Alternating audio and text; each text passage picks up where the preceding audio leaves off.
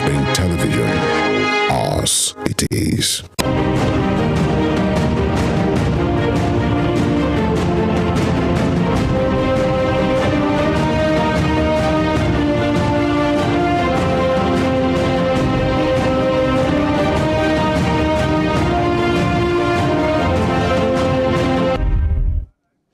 Here are the top stories of the news.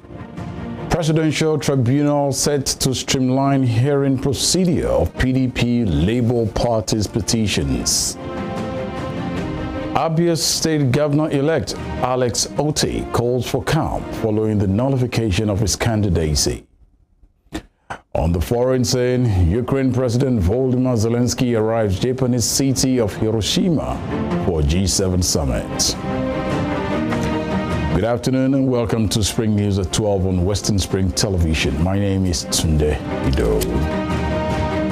We begin with legal matters where the Presidential Election Petition Court is set to streamline the hearing procedure for the petitions of the People's Democratic Party and the Labour Party. The two parties are challenging the victory of the President-elect Bola Tinubu in the February 25th presidential election. The court will agree on the schedule of the main petition and the number of witnesses that will testify, time to be allocated and be cross-examined. Present at the hearing are Labour Party officials, including the presidential candidate Peter Obi and those of the PDP. Still with legal matters, the Abia State Governor-elect Alex Otti has called for calm following the nullification of his candidature and that of the Labour Party candidates in the state and Kano. In a statement by his spokesman, Ferdinand Ekioma, as after the judgment, Mr. Otti said inauguration plans are underway despite the development. He assured Abians that the mandate given to him by the long-suffering masses is safe and secure and can never be stolen by strange usurpers who are pained and frightened by the reality of their imminent exit from power.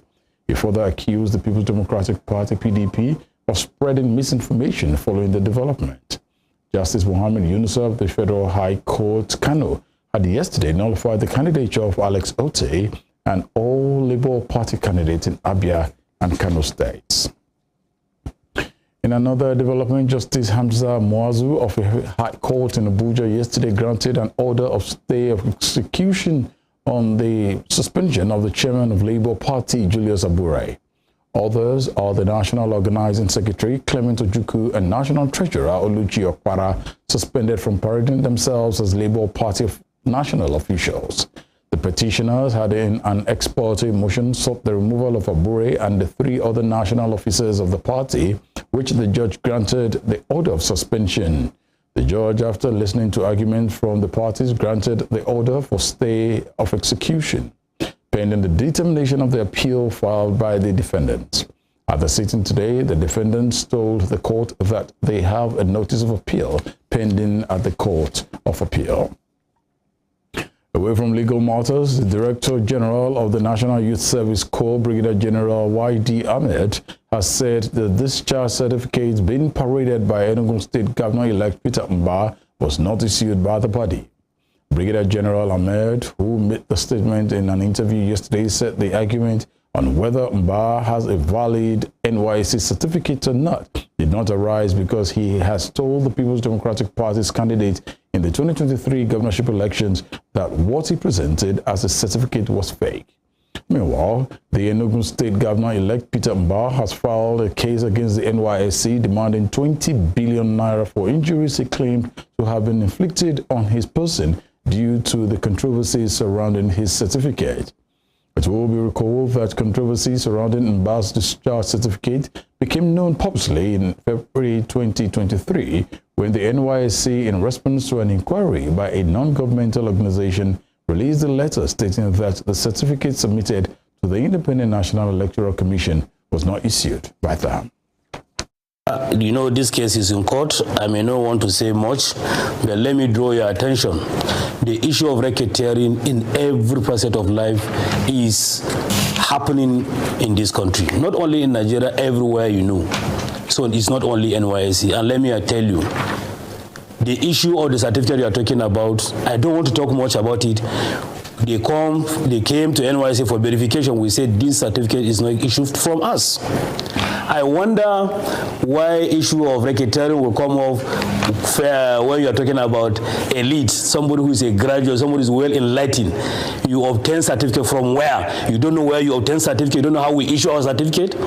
So you have problem with certificate. How? You can't go and collect certificate on the street. You can't go and collect certificate in your room. You don't go and collect certificate in the hotel. You should know better. Please, I don't want to talk much about this. The governor-elect is a lawyer. I am not a lawyer, but I know as a DG NYSC, I'm fully aware of this case. He came to me. I told him, I called my director certification. Let me see your certificate. I was so frank and clear to him that this certificate is not from us. I'll show him some few examples just to help him. But he chose to go to court and even to sue whoever is suing. Well, as far as I'm concerned, NYSC has not been sued. I'm yet to see any from court. I have not seen anything. All you are saying, or what all people are saying, I'm just hearing from outside. I have not received any court order. I have not seen anything. In the meantime, Governor of Ebonyi State, Dave Umahi, had earlier this week proposed that lawmakers should be given a 3-term tenure limit to save the cost of educating new entrants into the assembly on legislative processes.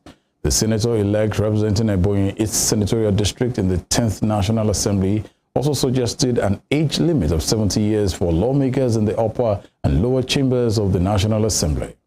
Governor Umahi believes the 4 years given to the senators per term is not enough, adding that they need more time and experience. However, many Nigerians have expressed their displeasure, describing such suggestions as insensitive, as they believe the masses are not being considered. Some Nigerians who spoke to our news crew further stated that if given the chance, politicians will turn such positions to a family affair, and the alleged embezzlement by senators will be more rampant. Is it a birthright? Are they the only person? And for those of them who are the majority of them, are they doing the right thing? The masses are suffering. People graduated from school, no job. And you are saying you want to spend 12 years. It's not your birthright. It's not good enough for our democracy. Some people are there to sleep.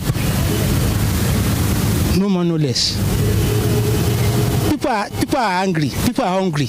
You are thinking 12 years. Why not make it for life? It's highly it's unreasonable, it's nonsensical, and it's uncalled for. To me, even the 4 years we gave them, how did they use it? Are they using it very well? And we have seen what they have been doing. Most of them, they are going there for their own personal gain. Even the 4 years we gave them, we've not seen the impact on the masses. And I mean, it's from to the 12 years. I think what they should be proposing for now is that the senator and the National Assembly's job should be on part-time basis, because it's governing our, the masses taxes. So the taxpayer, they are not really seeing anything to show for it. And these senators, they are collecting huge amount of money. So it means that for 12 years, somebody should be there for 12 to do what? For what reason? So to me, it's unacceptable. Really. Because I believe being a senator, if you are privileged to be a senator, should be a service to the nation and to humanity. And if you are there to serve. You are not there to go and say you want to be there permanently, or say you want to inherit that position year in, year out. You want to be there. Once you've given your service, once you've given your own contribution, leave and let others come. I don't think I agree with that, because I feel like the way the Nigerian leadership is set up already is more like a one-way thing, because it favors those who have been in government for a very long time. So for them to spend another 12 years, I don't think it's fair to the ordinary people, because it just gives them more time to accumulate wealth to themselves, which is not fair in my opinion. And to security matters, the Zamfara State Police Command has rescued 5 students of the Federal University Gusau in the state following their abduction. The Zamfara State Commissioner of Police, Mohammed Bunu, in a statement by the Police Public Relations Officer, ASP Yazid Abubakar, yesterday, said the suspected kidnappers invaded the house of one Issa Maibred, a in the Sabungeri area of Damba Village, Gusau local government area. It disclosed that the assailants collected 200,000 naira from the occupants of the home and proceeded to the students' apartment of the area, where they abducted 2 male students and 3 female students. He revealed that on receiving the information, the DPO Damba Division mobilized the striking force of the division for search and rescue operations and rescued 2 of the victims, while on further operations, the team intercepted the bandits at Karazau Forest of Damba Village. On sighting the police, the bandits took to their heels and abandoned the remaining 3 students. Meanwhile, more than 100 people in central Nigeria have died in several days of intercommunal violence that have destroyed hundreds of homes and caused thousands to flee, local officials said on Friday. The clashes between cattle herders and farming communities in Plateau State are the worst in years in a region that has long struggled with ethnic and religious tensions and reprisal attacks. According to local officials, the death toll from attacks by gunmen on farming villages in and around the district of Mangu since the start of the week has passed the 100 mark after earlier reports said 85 people were killed. Plateau State security forces had said on Thursday that calm had been restored, but local sources said several villages were still struggling with violence and residents were fleeing. In other news, the Economic and Financial Crimes Commission, EFCC, has tackled the Zamfara State Governor, Bello Matawale, for alleging that the chairman of the commission, Abdul Rashid Bawa, demanded a $2 million bribe from him. The governor, who is under investigation over alleged corruption, had, during an interview with the BBC Hausa, insisted that the chairman of the anti-graft agency could not be trusted. The governor said he was being investigated because he refused to offer the FCC chairperson the money he requested from him. However, in a rebuttal of the governor's allegations, EFCC spokesperson Wilson Uwajore, in a statement last night, said Mr. Matawale cannot be taken seriously as he has no evidence against his support his claims. He stated that the commission will not be drawn into a mud fight with a suspect under its investigation for corruption and unconcealable pillage of the resources of his state. Elsewhere, the federal government has said there is no going back on the disbursement of the Cabotage Vessel Financing Fund. The Minister of Transportation, Muazu Sambo, made this known in Lagos at the investiture ceremony and inauguration of the 7th President of the Nigerian Chambers of Shipping, Aminu Umar. It will be recalled that the House of Representatives had asked the Nigerian Maritime Administration and Safety Agency to stop its plan to disburse $700 million from the Cabotage Vessel Finance Fund. Reacting to this, Mr. Sambo admitted that the position of the House is in line with the standard practice of inquiry and due diligence. He stated that all machinery was in motion to disburse it in the first week of April through selected financial institutions in line with the Cabotage Act and approved regulations, but the disbursement of the fund is delayed by an inquiry from the House of Representatives. You're watching Spring News at 12 on Western Spring Television. We'll be right back after this break.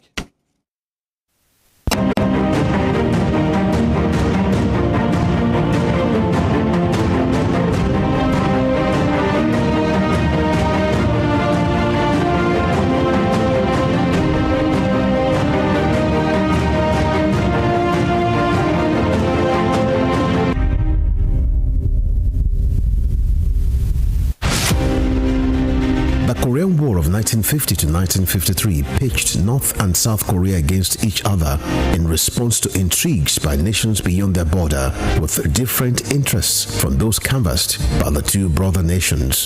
The Korean War had all the nuances of an external conflict induced by powers that were interested in subjugating North and South Korea. Japan had leveraged on its military power to annex Korea in 1900 and imposed a military union that did not sit well with the citizens. Japan not only lost its war of conquest against Korea, all its powers were obliterated by the effect of the World War II. The end of World War II got Korea divided into two nations along 38 parallel lines by the instrumentality of the United States of America and the Union of Soviet Socialist Republic. The Korean War lapsed into a Cold War when it stopped the prying eyes of external forces into the internal affairs of a nation now divided along its north and southern territories.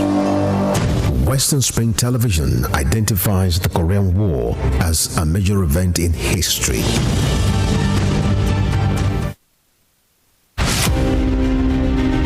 The Berlin Conference of 1884 defined the configuration of Africa, which hitherto existed as a continent of multiple kingdoms and empires under native rulers. The conference, otherwise referred to as Congo Conference, regulated European colonization and trade in Africa as initiated by German leader Otto von Bismarck.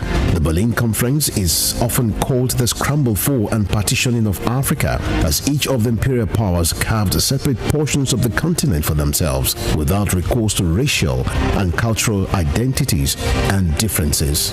137 years after the Berlin Conference was held, Africa remains a legitimized playground for European nations that sought to exploit its wealth and resources and manipulate its human capital to promote trades and investments of Western powers. Western Spring Television identifies the Berlin Conference as a major event in history.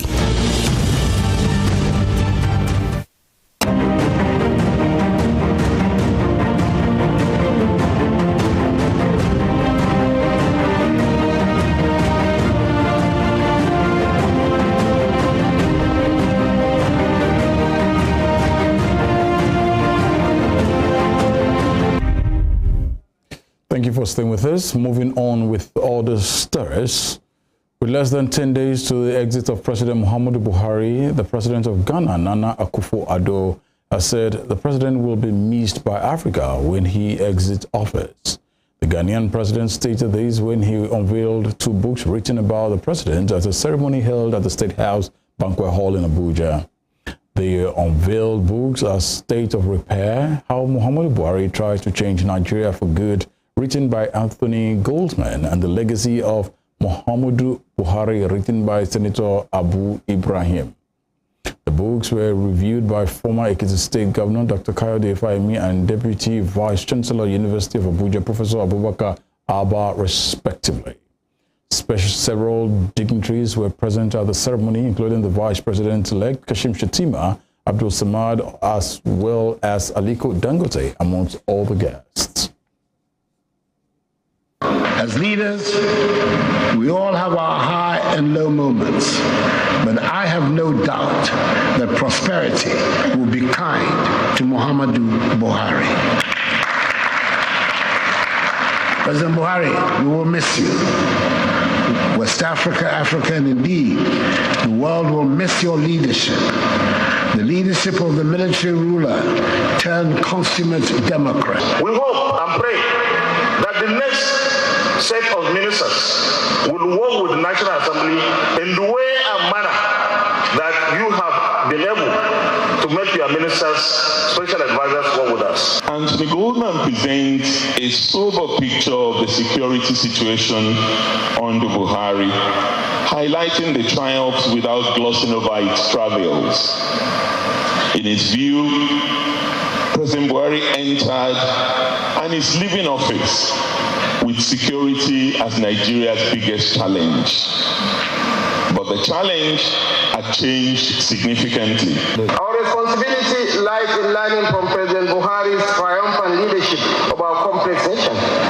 He has taught us that a leader's paramount duty is not to seek hollow praises, but to actively listen and be guided by the diverse opinions of the nation. And talking business, President Muhammadu Buhari has approved the appointment of Oluwatoyin Madain as the substantive Accountant General of the Federation. This was contained in a statement signed by the Director of Communications, Mohammed Ahmed, yesterday in Abuja.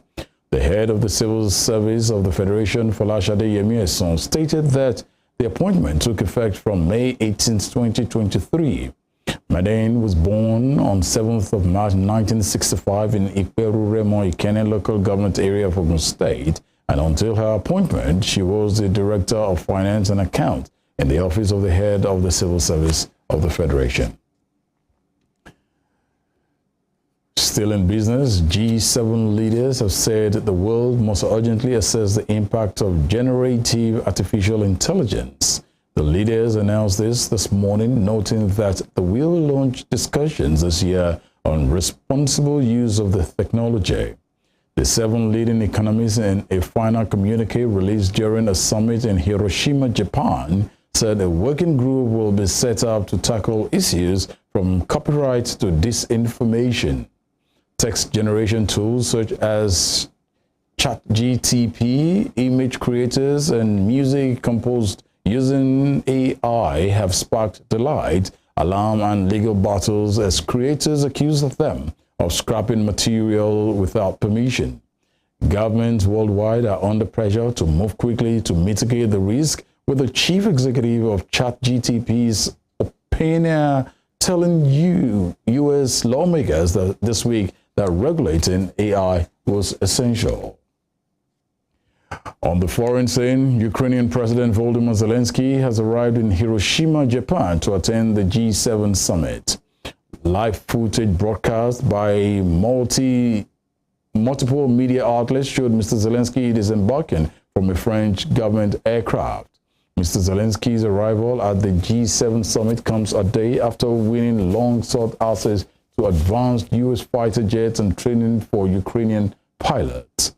His appearance in Japan follows shortly after he was welcomed as historic U.S. President Joe Biden's decision to allow Ukrainian pilots to train to fly F-16 fighters. Until now, the Biden administration had effectively vetoed the transfer of F-16s, with U.S. officials citing long pilot training times and the risk of escalating the conflict with Russia. However, U.S. National Security Advisor Jake Sullivan insists there was no U-turn in U.S. policy. Meanwhile, China has said it will not attend the upcoming G20 tourism meeting scheduled to take place in the disputed Himalayan territory of Kashmir. China and Pakistan have both condemned India for holding the event in the Muslim-majority Kashmir, a region that has been disputed between New Delhi and Islamabad. Both countries claim the region in its entirety, but only govern parts of it. They have fought 3 wars since independence from the United Kingdom in 1947 over Kashmir. India, which holds the chair of G20 this year, has organized a series of meetings across the country in the run-up to the summit in New Delhi in September. Chinese Ministry of Foreign Affairs spokesperson Wang Wenbin, in a news conference, said Beijing was firmly opposed to holding any kind of G20 meeting in the disputed territory and will not attend such meetings. Moving on, Moscow has issued an arrest warrant for the International Criminal Court (ICC) prosecutor who in March prepared a warrant for the arrest of Russia's President Vladimir Putin on war crime charges. According to state-owned TASS news agency, Karim Khan, the prosecutor at the Hague-based War Crimes Court, was added to the Interior Ministry's wanted list. TASS reported yesterday that a picture of the ICC prosecutor, who is a citizen of the United Kingdom, could be seen on the ministry's database. Russia opened criminal probe into Mr. Khan after the ICC announced an arrest warrant for Mr. Putin over accusations he had committed war crimes by unlawfully deporting thousands of Ukrainian children to Russia. The International Court also issued an arrest warrant against Maria Belova, Russia's Presidential Commissioner for Children's Rights. And talking sports, Confederation of African Football has announced that the draw for the group stages of the 2023 Africa Cup of Nations in Ivory Coast will take place on October 12th.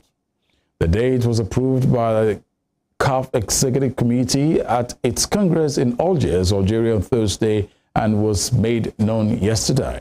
Holders Senegal, Algeria, Tunisia, South Africa, Morocco, and Burkina Faso have joined host the Elephants among the teams to have qualified for the tournament, which has now been confirmed to start in January 2024. Nigeria leads Group A with 9 points from 4 matches and will play Sierra Leone and Sao Tome and Principe in their remaining 2 group fixtures next month to determine their qualification for the tournament. And in England, Chelsea's caretaker manager Frank Lampard has said Manchester City are a fantastic team as a struggling side prepare to take on the defending champions this Sunday. Lampard, speaking in his pre-game press conference, said credit has to be given to them for their consistency, adding that they are coming very close to becoming the greatest team. On City goal poacher Erling Haaland scoring as many league goals as Chelsea this season, the Blues legend said it was a fantastic start, noting that the other part about his side is another story. But I don't know about the greatest. I think that's a hard debate, but they're clearly a fantastic team. And they have been for a good while now. And so huge credit to that consistency of doing it year in, year out. I think on those levels, I think they probably are coming very close to the greatest team. And obviously the cherry on top is to win and keep winning and win Champions Leagues, etc. And the form they're in at the minute, you wouldn't want to bet against them on anything. So huge credit to the club. I worked there for a year. I understand it quite well, and the manager and the players, because it's a really strong and smooth machine. So full respect for them. Can't argue with that. I understand Mikel's saying in his words, but I think they are the best team in the world. And is it good for English football? Yeah, why not? Because I think you have to push the standards of the league, and others have to react to that. We have this incredible brand here where the leagues improve year on year. As far as I see it, the competitive nature of staying in the Premier League, making the top 4, and Manchester City have set standards, and the rest of the league have to try and aspire to that. It's not easy because obviously they've done things very clinically in a really good way over a number of years. But I think if we all take away our rivalry feelings, if you are a rival of Man City, you can't be anything but impressed by the nature of their game, how they play, especially watching them the other night. It was fantastic to watch. So I don't think it's a bad thing at all. Before we end the news, here is a recap of our top stories. The presidential election petition court is set to streamline the hearing procedure for the petitions of the People's Democratic Party and the Labour Party. The Abia State Governor-elect Alex Otti has called for calm following the nullification of his candidature and that of the Labour Party candidates in the state and Kano. And on the foreign scene, Ukrainian President Volodymyr Zelensky has arrived in Hiroshima, Japan to attend the G7 summit. You can follow us on our social media handles on Facebook, Instagram, and Twitter at Western Spring Television. You can also watch us live on our YouTube channel at Western Spring Television. That ends Spring News at 12. I am Tunde Ido. Good afternoon.